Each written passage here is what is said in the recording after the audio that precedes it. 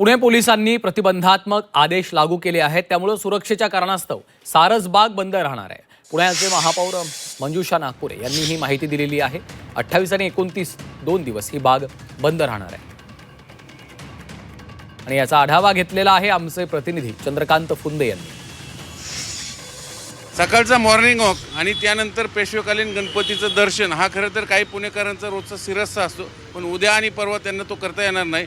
कारण महापौर जे आहेत मंजुषा नागपुरे पुणे शहराचे यांनीच ट्विटरवरून ही माहिती दिली की उद्या आणि परवा ही सारसबाग बंद असणार आहे आणि कारण त्याला दिलं कायदा आणि सुव्यवस्थेचं। कारण आपल्याला माहिती उद्या बकरी ईद आहे आणि यापूर्वी 2 वर्षापूर्वी इथं काही मुस्लिम बांधव आले होते आणि त्यांच्यावर काही हिंदुत्ववादी नेत्यांनी काही आरोप केले होते की इथं येऊन ते वातावरण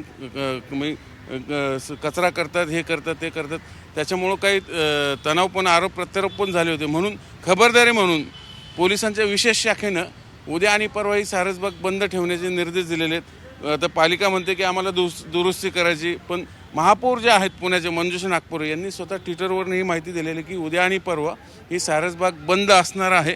म्हणजे थोडक्यात पुणे शहरात कुठेही सामाजिक तेढ निर्माण होऊ नये याची खबरदारी म्हणून मग ही बाग बंद ठेवली का, असा प्रश्न आता या निमित्ताने निर्माण होतोय।